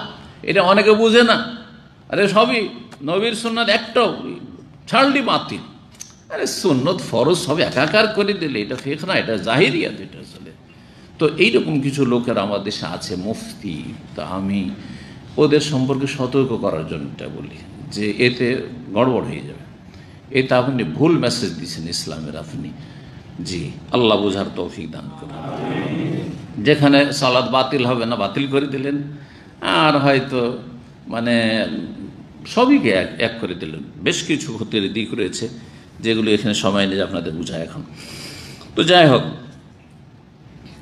সালাতের রূহ হচ্ছে, নামাজের রূহ হচ্ছে খুশু, একগ্রতা, মনোযোগী হয়ে সালাত আদায় করা। জি, আল্লাহর সামনে দাঁড়িয়ে আছেন আপনি, আল্লাহর সাথে চব্বিশ সাথে কথা বলছেন। এটা যদি ধরে রাখতে না পারেন তো আপনার রূহ দুর্বল হয়ে গেছে, আপনার রূহ নেই সালাতের। যেমন শরীরে রূহ না থাকলে মৃত, ওইরকম মরা নামাজ আপনার। আর এই মরা নামাজের কারণে নামাজ দিয়ে অশ্লীলতা থেকে বাঁচতে পারে না, হারাম থেকে বাঁচতে পারে। এদিকে নামাজও পড়ছে, এদিকে পাপও করছে, ও নোংরা ছবিও দেখছে, ও গানও শুনছে, আর হারামও খাচ্ছে, ছাড়তে পারে না। কিসের জন্য? কারণ সালাতে রূহ নেই, তার রূহবিহীন সালাত আসলে। ইন্না সালাতা তানহা আনিল ফাহশা ওয়াল মুনকার, আল্লাহ কোরআনে সত্য বলেছেন। কিন্তু আমাদের সালাতের কোয়ালিটি হচ্ছে ডাউন কোয়ালিটি, যার ফলে মুনকার থেকে আর হারাম থেকে অশ্লীল কথা কাজতে বাঁচতে পারছেন না। আপনি সালাত পড়ছেন, যুবক মানুষ আর হস্তমৈথুন করছেন, বাঁচতে পারছেন না। সালাতের আপনার রূহ দুর্বল, আপনার এই ফাহিশা কাজতে বাঁচাই না, আপনাকে হারাম থেকে বাঁচাই না, আপনাকে বাঁচাইতে পারে না। আপনি ফেসবুকে ঢুকলে আপনি পাপ করছেন, কারণ আপনার সালাতে রূহ নেই। সেই জন্য রূহটাকে মজবুত করতে হবে। আল্লাহ রাব্বুল আলামিন তৌফিক দান করুন। তো আজানের ফজিলত এখানে কি করে বোঝা গেল এই হাদিসে? যে আজান দিলে শয়তান পালায়, দূর পর্যন্ত পালিয়ে গেল। তো আজানের বরকত বোঝা গেল না? হ্যাঁ, আজান যতদূর পর্যন্ত আজানের আওয়াজ হবে ততদূর পর্যন্ত কি হবে? শয়তানের অনিষ্ট থাকবে না যতক্ষণ আজান চলছে। এই ফজিলত, এই হাদিসটি ইমাম বুখারী রাহিমাহুল্লাহর কাছে সবচেয়ে সহিহ, সেটা নিয়ে এসেছেন। কিন্তু এছাড়াও সহিহ মুসলিম হাদিস রয়েছে মুয়াজ্জিনের ফজিলত সম্পর্কে। আল মুয়াজ্জিনুনা আতওয়ালুন নাস আনাকান ইয়াউমাল কিয়ামাহ, মুয়াজ্জিনরা কিয়ামতের দিনে হাসর মাঠে সবচেয়ে লম্বা হবে, সবচেয়ে উঁচা। দেখতে পাওয়া যাবে সবচেয়ে উঁচা মানুষ হাসর মাঠে মুয়াজ্জিন। অথচ হয়তো দুনিয়াতে খাটো ছিল। দেহের দিক থেকে বাহ্যিক অর্থ এটা, আর একটা হচ্ছে গুণগত দিক থেকে। হ্যাঁ, লম্বা হবে মানে সম্মানিত হবে, বেশি উঁচা হবে। আর কেউ যদি বেঁটেও হয় আর নিচে যদি একটা বড় পাথর দিয়ে দেয় তো উঁচা হয়ে গেল না, তাই না? তো সেটাও অর্থ হইতে পারে। তো মুয়াজ্জিন সম্মানিত কিয়ামতের দিনে, মুয়াজ্জিনের ফজিলত পাওয়া গেল। এছাড়া আজানের ফজিলত সম্পর্কে আরও হাদিস রয়েছে, সহিহ বুখারীতে ওই হাদিসটি রয়েছে। যতদূর পর্যন্ত আজানের আওয়াজ, সামনে আসছে হাদিসটি, হ্যাঁ সামনে হাদিসটি চলে আসছে, সুতরাং বারবার বলা দরকার নেই। যত কিছু আছে সব কিছু সাক্ষী দেবে, যত কিছু আছে সব কিছু সাক্ষী দেবে। কার জন্য? মুয়াজ্জিনের জন্য সাক্ষী দেবে যে আল্লাহ তোমার এই বান্দা আজান দিয়েছিল। কিন্তু আজান দিয়ে 5 ওয়াক্ত সহিহ শুদ্ধ সালাত আদায় করতে হবে। তাহলে তো এক আমাদের ডিস্ট্রিক্টে মন্ত্রী ছিল, প্রভাবশালী মন্ত্রী, মুসলিম মন্ত্রী, কিন্তু বেরলভি আকীদার ছিল, মাজারপন্থী। জানি না শেষখানে তওবা করেছে কিনা। সুতরাং আল্লাহ রাব্বুল আলামিন যদি রহমতের যোগ্য হয় অবশ্যই রহমত করবেন। মানুষের ভুল ত্রুটি থাকতে পারে, অনেক কাজ করেছে জাতির জন্য। তো ওর বাড়ি আমরা যখন যৌবনকালে যখন মাদ্রাসা ফারেগে শিক্ষকতা করেছি, বাড়িটা ছিল মাদ্রাসার কাছে, গিয়েছি ওইখানে। একদিন গিয়েছি, দেখি মাগরিবের সময় হয়ে গেছে, মন্ত্রী সাহেবের বাড়ির সামনে একটা মসজিদ, তো মসজিদে নামাজ পড়তে গেলাম। তো দেখছি যে আজানটা তো দিল একজন মুয়াজ্জিন, বেরেলভি মুয়াজ্জিন, আজান দেওয়ার সাথেই ও 61 বুঝেন না, এটা আঞ্চলিক ভাষা, মানে কোথাও উধাও হয়ে গেছে। আজান দেওয়ার গায়েব নেই, কেউ নেই, মুয়াজ্জিনও নাই, ইমামও নেই, কেউ নেই, মুসল্লিও নেই, শুধু আজান দিয়েছে। আমরাই জামাত করে নামাজ পড়লাম, কয়েকজন ছিলাম আমরা। তো জিজ্ঞেস করলাম আশেপাশের লোককে, তো বলছে যে এই মুয়াজ্জিনের দায়িত্ব হচ্ছে আজান দেওয়া, কারণ মন্ত্রী সাহেব বলে দিয়েছে যে আমার বাপের পাশেই কবর আছে। হ্যাঁ, আমার বাপ যাতে করে কবর থেকে আমার মসজিদের আজান শুনতে পায়, যদি একটা আজান না হয় তো তোর খবর আছে। ও বাপ করে আজান দিয়ে টান, আর ও তো নামাজের ধার ধারে না, কারণ বেরোলে তো মনে করে যে আল্লাহর ওলিকে পীর ধরেছে, ও তো জান্নাতে নিয়ে যাবে, একা তো যাবে না, ও নামাজ পড়ি আর না পড়ি, ঠিক না? এটা কিন্তু বেরোলিবিদের মধ্যে ধারণা, বেদাতির মধ্যে ধারণা আছে। যারাই পীরের মরি তাদের ধারণা এটা, যা করি পাপ, কেন পীর ধরে, এমনি ধরে, আর এত বকশিস এমনি দিয়ে আসে, আমাদের কেন দেয় নাই? কারণ ও জানছে যে ওই শেখ তো জান্নাতে নিয়ে যেতে পারবে না, আর আমি বলবো না জান্নাতে নিয়ে যেতে পারবো, আমি নিজে নিয়ে নাফসি তো আপনাদের কি আর বলবো, তাই না? কিন্তু ওরা তো জামানত নিয়ে রেখেছে যে অসুবিধা নেই, মরিদ হন, সব চিন্তা আমার, আপনাদের কিসের চিন্তা? সুতরাং আমল করার কোনো প্রয়োজন নেই, আল্লাহ হেফাজত করুন। আর যদি কিছু আমল করে তাও বেদাতি আমল, শিরকি আমল, যার ফলে বরবাদ, সব বরবাদ, একদম ফরজ নফল সব বরবাদ, আল্লাহ হেফাজত করুন। তো কি বলছিলাম, এই হলো অবস্থা শুধু আজান। আচ্ছা, এই যে আজানের আওয়াজ যেন আমার বাপ কবর থেকে শুনতে পায়, এই ধারণা কোত্থেকে এলো? কোরআনে আছে না হাদিসে আছে? কোরআন হাদিসে নেই, কাজী নজরুল সাহেবের কবিতায় আছে। আমি কোন একটা আলোচনাতে এটা একটি সমালোচনা করেছিলাম, তো একজন কাজী নজরুল ভক্ত সাহিত্যিক মূর্খ আছে, মানে ইসলাম সম্পর্কে মূর্খ, ও সাহিত্যে সে সাহিত্যিক হোকা, কিন্তু সে ইসলাম সম্পর্কে একবারে জিরো। সে বলছে, সে কমেন্ট করেছে, আমি এই কমেন্টটা আমার নজরে একবার এসেছি ইউটিউবে। সে কমেন্ট করছে ইউটিউব অথবা ফেসবুক, আল্লাহ জানে, কিন্তু দীর্ঘদিন আগের কথা বলছি, 8-10 বছর আগের কথা বলছি। বলছে কাজী নজরুলের কত ভক্ত পৃথিবীতে আছে, আর শেখ মতিউর রহমানের কয়টা ভক্ত আছে? কথা বুঝতে পেরেছেন? মানে ভক্ত দিয়ে ওজন করছে যে কার কত ভক্ত আছে। এই হলো আমাদের জাহেল সমাজের অবস্থা। জি হ্যাঁ, কিন্তু ভক্তের সংখ্যা বেশি হইলেই হক, আর যদি কম হয় তাহলে বাতিল। এই মাপকাঠি তো জাহিলি যুগের মাপকাঠি। মক্কার লোকেরা বলতো, মোহাম্মদ তোমার সাথে কয়জন আছে? আমরা তো সবাই আমরা, কথা বোঝা গেছে? হ্যাঁ, মেজরিটি, এটা আব্রাহাম লিঙ্কনের কথা। হ্যাঁ, কথা বোঝা গেছে না? গণতন্ত্র না, ইসলাম বলছে অধিকাংশ লোক খারাপ থাকবে, নাশকরগুজার থাকবে, কাফের থাকবে, ফাসেক থাকবে, পাপী থাকবে, কালিলুম মিন ইবাদিয়াশ শাকুর, অল্প কয়জন কি থাকবে? সমাজে ভালো মানুষ থাকবে, প্রত্যেক জায়গাতে অল্প অল্প ভালো থাকবে। তো আজান সম্পর্কে চলেন তাহলে, হাদিস যখন সামনে এসেছে চলে যায়। 5 নম্বর বলছেন বাবুর অফিস সৌতে বিন্নেদা, এই অধ্যায় হচ্ছে আজান উচ্চ স্বরে দেওয়া।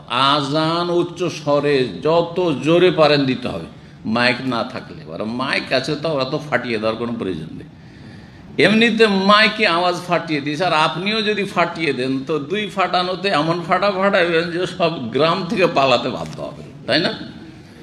না, খবরদার না এরকম। আপনার সামনে মাইক থাকলে ওইভাবে আজান দেবেন, হ্যাঁ স্বাভাবিক, যাতে করে কষ্ট না হয়, কানকে কষ্ট না হয়। আর যদি মাইক না থাকে তখন জোরে দেন। আজান উঁচা জায়গায় দেওয়া সুন্নাত, কিন্তু মাইক না থাকলে আর মাইক আছে তখন উঁচা জায়গার কাজটা মাইক করে দিচ্ছে বিকল্প, সুতরাং মাইককে টেনে হেসে উঁচা জায়গায় নিয়ে যেতে হবে অথবা সেট করতে হবে উঁচা জায়গায়, এইটাও ভুল তরিকা, বাড়াবাড়ি, এটা হচ্ছে একটা জাহিরিপনা। কথা বোঝা গেছে না? জি হ্যাঁ, যেই গরজটা উঁচা জায়গায় আজান দেওয়ার তো উদ্দেশ্য এটা যে আওয়াজটা আরও বেশি দূর পর্যন্ত যায়, যখন মাইকের ব্যবস্থা ছিল না তখন, বা যেখানে যে মসজিদের নাই এখনও সেখানে। জি, মুস্তাহাব সেটা। তো আজান একামতের তুলনায় কি হবে? উচ্চস্বরে হবে, কারণ আজানের উদ্দেশ্য হচ্ছে বাইরের লোকদেরকে ডাকা, যত দূর পর্যন্ত আওয়াজ পৌঁছানো সম্ভব হয়। আর একামতের উদ্দেশ্য হচ্ছে মসজিদের লোকদেরকে জ্ঞাত করা, আর মসজিদের সাথে যদি বারান্দায় চত্বরে আছে ওরা একটু শুনতে পেলেই হলো। সুতরাং সেভাবে আজানের বাক্যগুলি একটু টান দিয়ে তরতিলের সাথে লম্বা হবে, কিন্তু সেটাতে বাড়াবাড়ি যেন না হয়। যেই বাড়াবাড়ির প্রচলনটা মেসর থেকে চলে গেছে ভারত বাংলাদেশে, চলে গেছে ইন্দোনেশিয়া, মালয়েশিয়া, আজান যে ধরল একবারে ভাইটাল টানে। হ্যাঁ, কিছু টান আছে না, গানের টান, ওই রকম লম্বা টানে, না না এটা সুন্নতের খেলাফ, এইভাবে আজান না। আজান জোরে দেবেন একটু টান দিয়ে তরতিলের সাথে, কিন্তু এমন টান নয় যে চলছে চলছেই। জি হ্যাঁ, যেখানে টানার কোনো অবকাশ নেই সেইখানেও দিল টান একবার, না ওইরকম না। আর একামত হবে তাড়াতাড়ি, হ্যাঁ তাড়াতাড়ি হবে, আর আসতে হবে, এত জোরে নয়, তবে যেন মসজিদের লোক শুনতে পায়। জি, তো বলছেন যে উচ্চ স্বরে আজান দেওয়া। ওয়াকাল ওমর বিন আব্দুল আজিজ, খলিফা ওমর বিন আব্দুল আজিজ রহমতুল্লাহ আলাইহি, তিনিও খলিফার রাশেদ ছিলেন, যদিও বনু উমাইয়া বংশের, কিন্তু বড় ন্যায় পরায়ণ ছিলেন। সেজন্য মাঝখানে গ্যাপের পরে, খলিফা রাশেদিনের জামানার বড় গ্যাপের পরে প্রায় 100 হিজরিতে তার ইন্তেকাল। তো আর তার সময়টা বেশি ছিল না, 2-3 বছরের ভিতরে। ওই সময়টাই একবারে খেলাফতে রাশেদার যুগ ফিরে এসেছিল। আবু বকর, উমর, ওসমান, আলী রাদিয়াল্লাহু তাআলা, 4 খলিফার যুগে যেমন স্বর্ণ যুগ ছিল, একবার স্বর্ণ যুগের মধ্যে স্বর্ণ যুগ। জি, ওই রকম যুগ ফিরিয়ে নিয়ে এসেছিলেন তিনি। সমস্ত জুলম অত্যাচার অবসান ঘটিয়েছিলেন, স্বজন প্রীতির অবসান ঘটিয়েছিলেন, আর যার যে হক ঘরে ঘরে পৌঁছে দিয়েছিলেন। দেশে, এত বিশাল বড় মুসলিম দেশে ওমাইয়া খেলাফত একবারে চীনের বর্ডার পর্যন্ত পৌঁছে গেছে, পূর্ব দিকেও, পশ্চিম দিকে আফ্রিকার বর্ডার পর্যন্ত পৌঁছে, আফ্রিকার শেষ প্রান্ত পর্যন্ত পৌঁছে যাচ্ছে। কোনো জায়গাতে কোনো গরিব খুঁজে পাওয়া যেত না। তার যুগে এমনটা হয়েছিল যে নবী সাল্লাল্লাহু আলাইহি ওয়াসাল্লাম ভবিষ্যৎবাণী করেছেন যে হাদিসটি, সেই হাদিসটি ফিট হয় ওই যুগের সাথে, যে এমন একটা সময় আসবে, এত ধন সম্পদ হবে, এত ধন সম্পদ হবে যে মানুষ জাকাত দেওয়ার জন্য লোক খুঁজে বেড়াবে, ফকির মিসকিন খুঁজে পাবে না। তার যুগে এমন হয়েছিল। আমার তো দরকার নেই, গরিব মনে করে বলছে আমার জাকাতের টাকাটা না, বলছে না না না আমার লাগবে না, কালকে দিলে ছিল, আজকে আলহামদুলিল্লাহ। দাদা বোঝা গেছে? আমাদের সমাজে একটা আইব আছে আবার, যদি কেউ খেতেও না পায়, না খেয়ে মরে যায়, তবু জাকাত নিতে চাইবে না। এটা কিন্তু খুব মূর্খামি আমাদের সমাজে। যে জাকাতের হকদার সেও কিন্তু জাকাত নিতে চাই না। আবার আরবদের মধ্যে বিপরীত আছে, যার হয়তো জাকাত জায়েজ হবে না, অনেক আছে ফাসেক টাইপের লোক আছে, ও দিলেই হলো, পয়সা হলেই হলো। তো দুটোই ভুল তরিকা। যে সচ্ছল তার জন্য জাকাত হারাম, আর যে গরিব মানুষ জাকাত নেবে কোনো মানহানির বিষয় নেই, কোনো মানহানির বিষয় নয়, জাকাত নেবেই, অবশ্যই নেবে। আর সেটাকে মনে করবে না যে আমি খুব ছোট কাজ করে দিলাম। না না না, চুরি করেননি আপনি, বেইমানি করেননি, কারো টাকা পয়সা নিয়ে আত্মসাৎ করেননি আপনি, কারো ধার নিয়ে আপনি উদাও হয়ে যাননি, হ্যাঁ হারাম খাননি, ঘুষ খাননি। ঘুষখোরের চাইতে অনেক ভালো আপনি, আর ওই যে সুদখোরের চাইতে ভালো আপনি, হারাম খোরদের চাইতে অনেক ভালো আপনি হালাল খাচ্ছেন, আপনার জন্য আল্লাহ জাকাত হালাল করেছেন। জি, আর শ্রেণীর মানুষের জন্য। তো ওমর বিন আব্দুল আজিজ রাহিমাহুল্লাহর যুগটি ছিল স্বর্ণ যুগ। তিনি বলছেন আযযান আযানান সামহান, তিনি খলিফা হওয়ার আগে মদিনার গভর্নর ছিলেন। কারণ ওমর বিন আব্দুল আজিজ বিন মারওয়ান ইবনুল হাকাম, তো মারওয়ান মদিনার গভর্নর ছিলেন। তারপরে তার ছেলে আব্দুল আজিজ মদিনার গভর্নর হয়, তারপর আব্দুল আজিজ গভর্নর হয়, পরম্পরা। যেমন বংশীয় তখন নেতৃত্ব ছিল উমাইয়া আমলে, খেলাফত রাশিদার পরে বংশীয় নেতৃত্ব শুরু হয়ে যায়। তো তিনি বললেন যে আজান মুয়াজ্জিনকে তুমি আজান দাও, আজানান সামহান, স্বাভাবিক আজান, স্বাভাবিক উচ্চস্বরে আজান দাও, কিন্তু স্বাভাবিক। মুয়াজ্জিন করেছিল কি মদিনার মুয়াজ্জিন এমন টান, লম্বা টান দিয়েছে আজানের, আর খুব জোরে দিয়েছে, কান ফাটানো একবারে। তখন তিনি বললেন যে আজান এত জোরে চলবে না, আর এত লম্বা টানে আজান দেওয়া চলবে না, বাড়াবাড়ি করে। ওয়াইল্লা, হয় আজান স্বাভাবিক দাও, আর না হলে ফাতাজিলনা, তুমি আমাদের থেকে আলাদা হয়ে যাও, সরে যাও, তুমি আজানের এই দায়িত্ব থেকে সরে যাও, এইরকম আজান আমি চাই না। গভর্নর, শাসক, তিনি এই কথা বলেছিলেন। তো এটি হচ্ছে খলিফার আদর্শ নির্দেশ, এবং এটি হচ্ছে ইসলাম, নবী সাল্লাল্লাহু আলাইহি ওয়াসাল্লামের সুন্নাত। তার আগে 609 নম্বর হাদিস। হাদিসের বর্ণনাকারী আব্দুর রহমান ইবনে আবদুল্লাহ বিন আব্দুর রহমান ইবনে আবি সাসা আনসারী সুম্মাল মাজিনী, তার বাবা থেকে তিনি বর্ণনা করেছেন আবু সাঈদ খুদরি রাদিয়াল্লাহু তাআলা, প্রখ্যাত সাহাবী, কাল আল্লাহ, তিনি তাকে বলছেন, আবু সাঈদ খুদরি তাকে বলেছেন, মানে আবদুল্লাহ বিন আব্দুর রহমান বিন আবি সাসাকে বলেছেন, লম্বা বাপ দাদার নাম পর্যন্ত বলেছে। ইন্নি আরাকা তুহিব্বুল গানাম ওয়াল বাদিয়া, বলছেন যে আমি দেখছি যে তুমি ছাগলকে খুব ভালোবাসো, ওয়াল বাদিয়া, আর বন জঙ্গলকে খুব ভালোবাসো। এক একজন এক এক রকম আছে না? আপনাদের মধ্যে কেউ আছে শহরে বসবাস ভালোবাসে, আবার কেউ আছে গ্রাম অঞ্চলকে ভালোবাসে। আজকালকার অধিকাংশ লোক কিন্তু শহরমুখী, তাই না? আপনাদের যারা বিদেশে এসে পয়সা হয়েছে, কেউ আর গ্রামে থাকতে চায় না, সব শহরমুখী। শহরে ভালো শিক্ষা দীক্ষা আছে, ভালো স্কুল কলেজ মাদ্রাসা আছে, যারা দিনদার মাদ্রাসাও গ্রাম অঞ্চল চাইতে বেশি শহরে আছে। তারপরে চিকিৎসা ব্যবস্থা আর অন্যান্য সুবিধা ইত্যাদি, এদিক সেদিক কমিউনিকেশন, যোগাযোগ, এই সব দিক লক্ষ্য করে শহরে বসবাসটা আজকালকার অধিকাংশ লোক পছন্দ করছে। কিন্তু স্বাস্থ্যের জন্য উপকারী হচ্ছে গ্রাম অঞ্চলে বসবাস। এখনো আগের মানুষ যারা, যেমন আমাদের মতো লোক, শহরে চাইতে গ্রামে গেলে আরামসে কত যে ভালো লাগে, সত্যি গ্রামে ভালো লাগে। গ্রামে একটা দোষ আছে, শুধু হিংসাটা খুব বেশি গ্রামে। শহরে কেউ কারো খবর রাখে না, মরে গেলেও খবর নেবে না, সুখেও খবর নেবে না, দুঃখেও খবর নেবে না। আপনি কোটি কোটি টাকা ইনকাম করেন, কেউ হয়তো খোঁজ খবর রাখে না। হ্যাঁ, আর যদি আপনি না খেয়ে মরে যান, তাও কেউ খোঁজ নিতে চাইবেন। আপনার পাশের এতে থাকে, আপনার ফ্ল্যাটে থাকে, আপনার খোঁজ নেবে না, বেঁচে আছেন না মরে গেছেন, খেতে পাচ্ছেন কি পাচ্ছেন না। কিন্তু গ্রামে না, গ্রামে এমনটা হবে না, পাড়া প্রতিবেশীর খোঁজ খবর নেই। কিন্তু খারাপ দিক হচ্ছে হিংসা খুব বেশি। যদি দুটা কার্টুন বড় নিয়ে যান, বাপ রে বাপ, কত টাকা যে ইনকাম করে সৌদি আরবে। মদিনা ইউনিভার্সিটিতে আমাদের যুগে 500 রিয়াল মাত্র মোকাফা ছিল, 520 রিয়াল ছিল স্টাইপেন্ড। কথা বোঝা গেছে? ছাত্রদের স্কলারশিপ, স্টাইপেন্ড দিত, মাত্র ভাতা মাসিক 525 টাকার 5 টাকা করে দান খেরাত কেটে রাখতো সন্দুকুল বিল, আর 520 টাকা দেওয়া হতো। তারপরে আমরা ফারেক হইলাম, তারপরে শুরু হলো 850।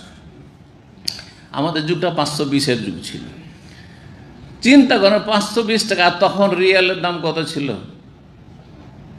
বলতে পারেন? আজকের থেকে 32-33 বছর আগে 8 টাকা, মাত্র 3.5 টাকা বাংলাদেশের টাকা ছিল। হ্যাঁ, 1 রিয়ালে 3.5 টাকা, আর ইন্ডিয়া ছিল 2.5 টাকা। কথা বোঝা গেছে? 3.5, 4, এটা আমার ভালো করে মনে পড়ছে। এইখানে 60 টাকা দেখেছি, এইখানে আসার আজকে থেকে 20-21 বছর, 22 বছর আগে, এখানে 22-24, তখন ছিল 8 টাকা, 7 টাকা, 8 টাকা। তারপরে 5 টাকা লাফ দিয়ে উঠলো, 5 টাকা হইলো, আর তারপরে তখন 8 টাকা হইলো, 8 টাকা থেকে তো এই তো দেখতে পাচ্ছেন, এগুলো তো জানাই আছে। তো কি বলছিলাম? হ্যাঁ, সুবহানাল্লাহ। আর তারপরে আজকালকার মধ্যে এত বড় বড় কার্টুন তো না, আমাদের কার্টুন হয়তো 15 কিলো 20 কিলো। আরে এত মাল সামান নিয়ে এসছে, কত টাকা বেতন পায়? বলে বেতন পায়, ছাত্র আর বেতন পায়। আচ্ছা, এলাকাতে উড়ে গেছে। একজন লোক এসে বলছে যে ভাই শুনলাম নাকি আপনি পড়াশোনাও করছেন, আবার বেতন নাকি 30,000 টাকা বেতন পাচ্ছেন। 30,000 টাকা গোটা বছর খেয়ে দিয়ে যে একটু একটু করে কাতরা কাতরা, মানে বিন্দু বিন্দু যে একটু করে পয়সা বেঁচেছে, ওইটি নিয়ে গোটা বছরে আমার 19,000 টাকা হয়নি। কথা বোঝা গেছে? আর বছর 30,000 টাকা বেতনই শুধু তার। ছাত্র পড়াশোনা করে, গ্রামে কত হিংসা চিন্তা করেন আপনি। হিংসায় পেট ফুলে যাচ্ছে তাদের। এই সমস্যাগুলি আছে। আল্লাহ হেফাজত করে হিংসুকদের হিংসা থেকে। বহুমুখী হিংসা আজকাল দুনিয়াতে। তো বলছেন আবু সাইদ খুদরি যে আমি তোমাকে দেখছি যে তুমি ছাগলকেও ভালোবাসে, মানে ছাগল পুষতে আর ছাগল চড়াইতে ভালোবাসো, ওয়ালবাদি আর বন জঙ্গলকেও ভালোবাসছো।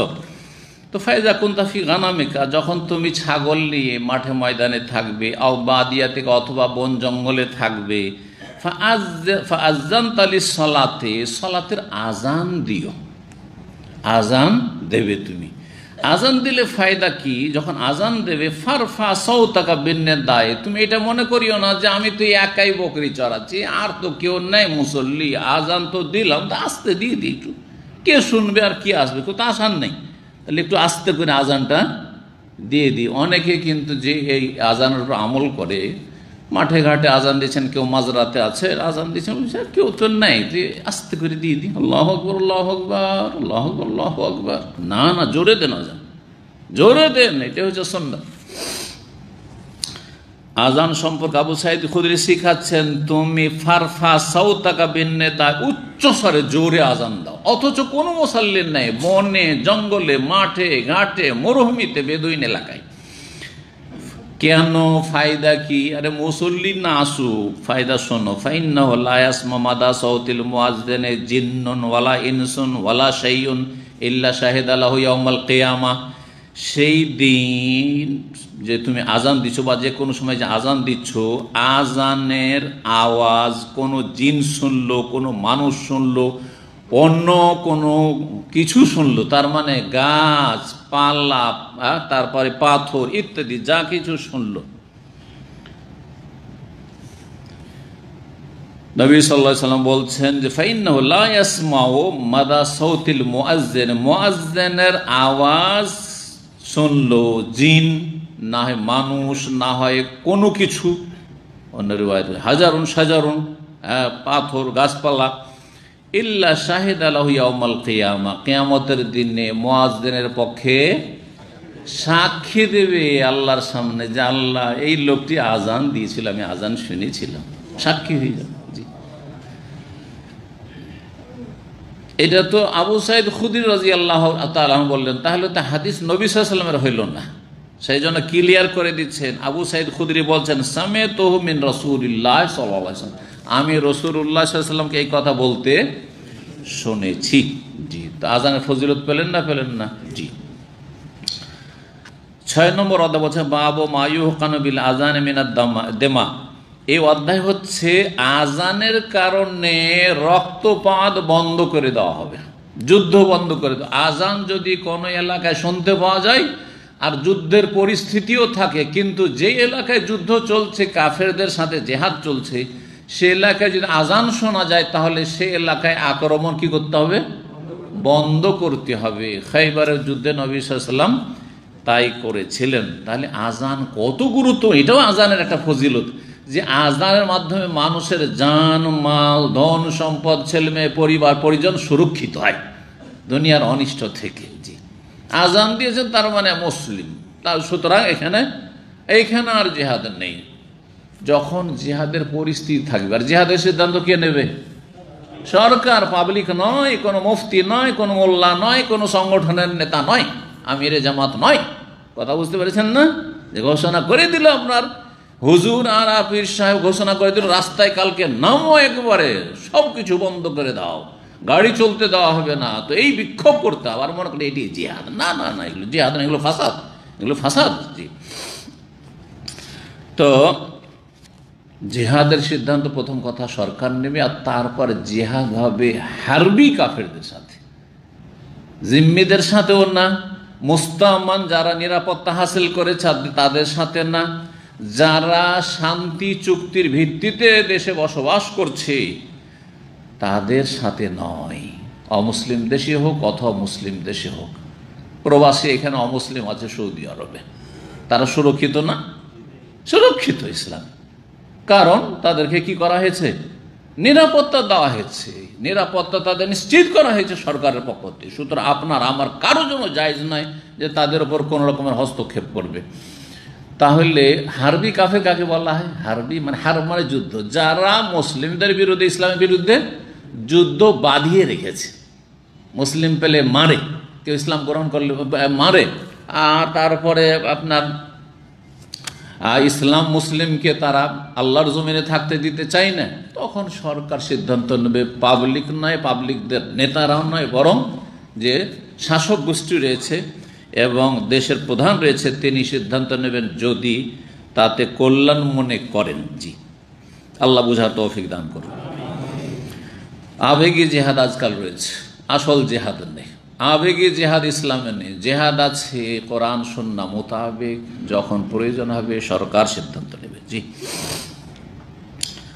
তো হাদিস দেখেন, আনাস রাদিয়াল্লাহু তাআলা বলছেন নবী সাল্লাল্লাহু আলাইহি ওয়াসাল্লাম থেকে, আন্নাহু কানা ইযা গাযা বিনা কওমান, নবী সাল্লাল্লাহু আলাইহি ওয়াসাল্লাম যখন আমাদেরকে নিয়ে কোন সম্প্রদায় কাফেরদের বিরুদ্ধে লড়াই করতে যেতেন, লাম ইয়াকুন ইয়াগযু বিনা, অতক্ষণ পর্যন্ত লড়াই শুরু করতেন না, হাত্তা ইউসবিহা, যতক্ষণ ভোর না হয়ে যেত। রাত্রে গিয়ে রাতের অন্ধকারে হামলা করতেন না। এটা তো সুবিধাজনক, তাই না? যে রাতে সবাই ঘুমিয়ে আছে, অচেতন আছে, আর দিলেন হামলা করে, এটা তো খুব সহজ। কিন্তু এটা কাপুরুষের কাজ। নবী সাল্লাল্লাহু আলাইহি ওয়াসাল্লাম সাহাবারা কাপুরুষদের মতো কাজ করেন না, বীর পুরুষের মতো কাজ করেছে। রাতের অন্ধকারে কখনো হামলা করতেন না, কারণ ভুল হয়ে যেতে পারে, ভুল সিদ্ধান্ত হইতে পারে, হয়তো এরা কালেমা পড়ে মুসলমান হয়ে গেছে। জি, আর এরা আমাদের বিরোধী নয়, আমাদের শত্রু নয়, এরা হইতে পারে জিম্মি, এদের সাথে আমাদের চুক্তি আছে, এটাও তো হইতে পারে। যতক্ষণ ভোর না হইতো, ওয়ায়ানজুর, এবং অপেক্ষা করতেন, রাতে চলে গেছেন, অপেক্ষা করো সকাল হোক।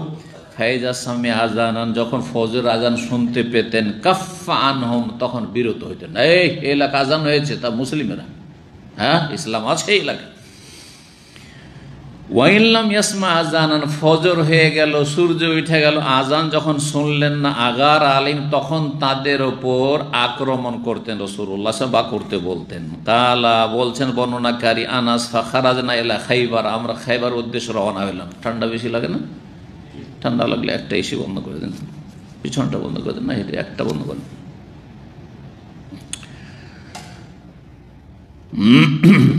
বক্তাকে যদি ঠান্ডা লাগে জানতে হবে যে আপনাদেরকে আরো বেশি লাগছে, কারণ আমি তো গরম হয়ে আছি, হ্যাঁ, আর আপনার তো ঠান্ডায় বসে আছে। তো কালা বলছেন, ফাখারাজনা খাইবার, খাইবারের উদ্দেশ্যে রওনা হইলাম। খাইবারের যুদ্ধ কোন সালে হয়েছিল? খাইবারের যুদ্ধ কোন সালে? সপ্তম হিজরি, সপ্তম হিজরি। ফান্তাহাইনা ইলাইহিম লাইলান, রাতে পৌঁছিলাম। খাইবার যখন পৌঁছিলেন মদিনা থেকে, নবী সাল্লাল্লাহু আলাইহি ওয়াসাল্লাম সাহাবায়ে কেরামদেরকে নিয়ে জিহাদে, ইহুদিদের বিরুদ্ধে যুদ্ধ ছিল, তো রাতে পৌঁছিলেন। ফালাম আসবাহা, সকাল যখন হইল, ওয়ালাম ইয়াসমা, আজান কিন্তু শুনতে পেলেন না, খাইবারে কোনো আজান শুনতে পেলেন। রাকেবা, তখন বাহনের পিঠে চাপলেন, উটের পিঠে। ও রাকেব তো খালফা আবি তালহা, তার আমি আবু তালহার পিছনে চাপলাম। মানে নবী সাল্লাল্লাহু আলাইহি ওয়াসাল্লাম উটের উপরে তিনজন, এক উটের ওপর তিনজন, নবী সাল্লাল্লাহু আলাইহি ওয়াসাল্লাম সামনে, তার পিছনে হচ্ছে আবু তালহা, তার পিছনে হচ্ছে আনাস। আনাস, আবু তালহা, তাদের সম্পর্ক কি? কে বলতে পারে? বাপ বেটা, হ্যাঁ, মায়ের স্বামী, মায়ের স্বামী, কথা বোঝা গেছে? এটা তো বাপ হইল না, মায়ের স্বামী। সব মায়ের স্বামীকে বাপ করবেন নাকি? যেই বাপ জন্ম দিয়েছে সেটা আপনার বাপ, আর আপনার মা, আপনার বাপ তালাক দিয়ে দিয়েছে, বা আপনার বাপের ইন্তেকাল হয়ে গেছে, আর তারপরে অন্য জায়গায় বিবাহ বসেছে, তো সেই লোকটা কে আপনার? হ্যাঁ, আপনার তাওই বলেন। আচ্ছা, যাক, এটা একটা ভাষা জানলাম, শিখা হইল। আমি কিন্তু বিভিন্ন অঞ্চলের ভাষা শিখি, ওতে অনেক ফায়দা আমার। আচ্ছা, আর আপনাদের আর কিছু বলে? চাচা বলে? চাচা তো এটা আম কথা, আঙ্কেল, চাচা মানে আঙ্কেল, যে কোনো পুরুষ হলে আঙ্কেল। আমার আমার ছেলেরা এক সময় এখানে এসে প্রথম যখন আঙ্কেলের পরিভাষা শিখলো, দেশে তো আঙ্কেল ফাঙ্কেল সব জানতো না, তো আর ছোটও ছিল, তো এখানে এসে একবারে সবগুলো ছোট ছিল, 7 বছর মোহাম্মদ, তো যাই হোক আরও তো ছোট সবাই।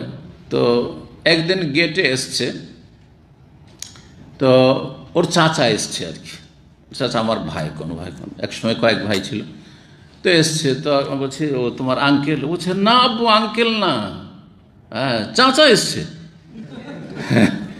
তার মানে আমি তো কেন, চাচাই তো আঙ্কেল, আম্মুন ওইটার মানে হচ্ছে চাচা, আর ওইটার মানে তো আঙ্কেল ইংরেজিতে। বলছে না, আঙ্কেল হচ্ছে অন্যরা, আর এরা হচ্ছে চাচা। কথা বোঝা গেছে? জি। তো এরকমই চাচা বললেন। তো আর কিছু আমাদের অঞ্চলের ভাষাটা বলি, মালদা, মুর্শিদাবাদ পশ্চিমবঙ্গের ভিতরে, আর দিনাজপুর, এই ডিস্ট্রিক্টগুলো, আর বাংলাদেশের রাজশাহী, চাঁপাইনবাবগঞ্জে কোনো লোক নেই মনে হয়। হ্যাঁ, একটা লোক চাঁপাইয়ের থাকে কিন্তু শেষখানে আসে হাদাহুল্লাহ। হ্যাঁ, মুর্শিদাবাদ কি বলে, কি বলে? বড় আব্বা। ও বড়, এটাও সরকারি কথা। আমাদের দেশে চাচারাকে বড় চাচা, যতগুলো সব বড় আব্বা, এটাও ভুল। কিন্তু বড় আব্বার ছোট আব্বা এগুলো ভুল কথা, বাপ একটি, এগুলোকে বড় আব্বা না চাচা বলবেন। হ্যাঁ, সৎ বাপ বলে, ঠিক আছে, এইটা ঠিক আছে। আর একটা বাপ আছে, আর একটা নাম আছে কাঠ বাপ।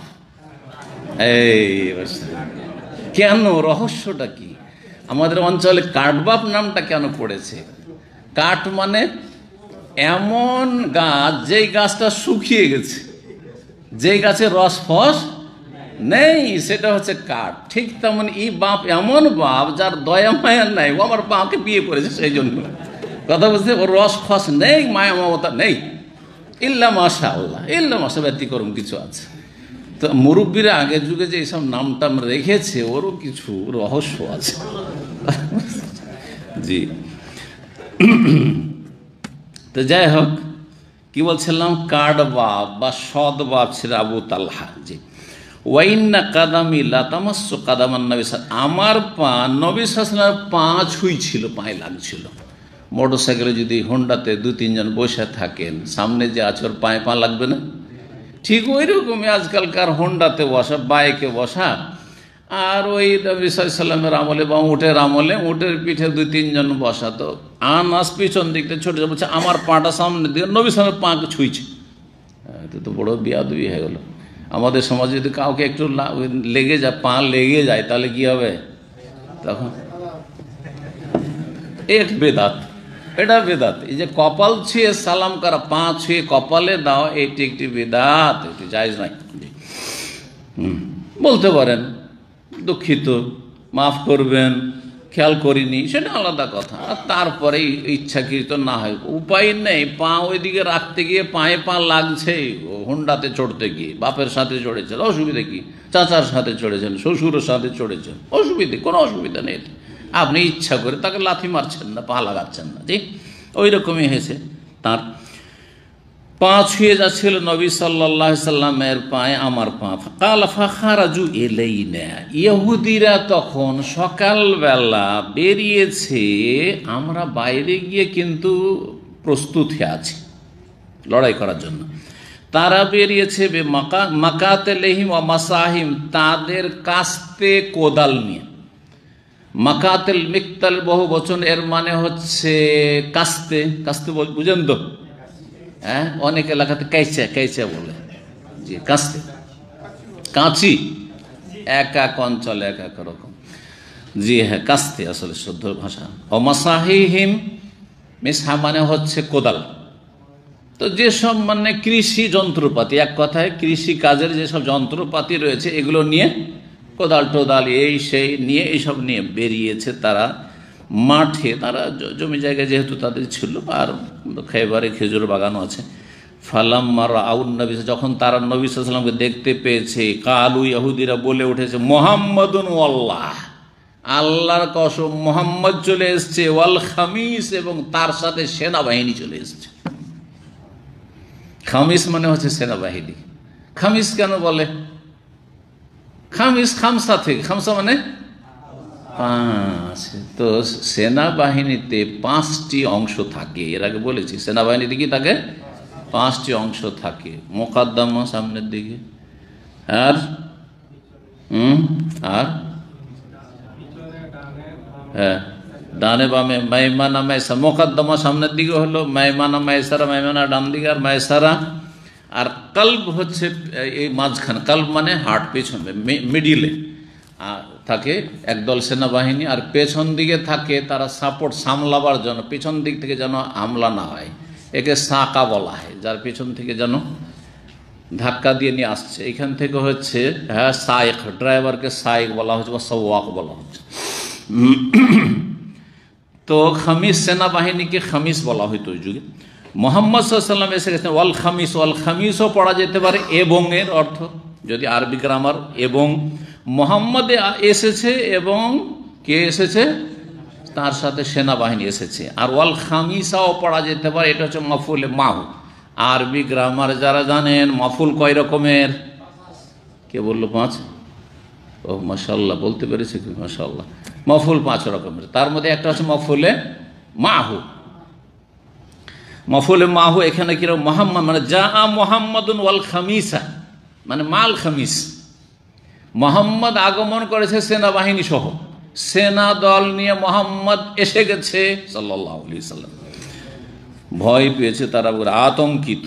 কালা বলছেন বর্ণনাকারী, ফালাম্মা রাহুন নবী সাল্লাল্লাহু আলাইহি ওয়াসাল্লাম যখন দেখতে পেলেন তাদেরকে, ইহুদিদেরকে মাঠে, আর তারা বেরিয়েছে সব কি নিয়ে, ওই সব যে কৃষি যন্ত্রপাতি নিয়ে বেরিয়েছে। কৃষি যন্ত্রপাতি কারো হাতে থাকা এই দেখে নবী সাল্লাল্লাহু আলাইহি ওয়াসাল্লাম বললেন, আর তাদের যে অবস্থা, কারণ তারা প্রস্তুত নেই লড়াইয়ের জন্য। তো নবী সাল্লাল্লাহু আলাইহি ওয়াসাল্লাম, আর তারপরে নবী সাল্লাল্লাহু আলাইহি ওয়াসাল্লাম ওহীর মাধ্যমে জানতে পেরেছেন যে খাইবারে আমাদের বিজয় হাসিল হবে এবং এরা পরাজিত হবে।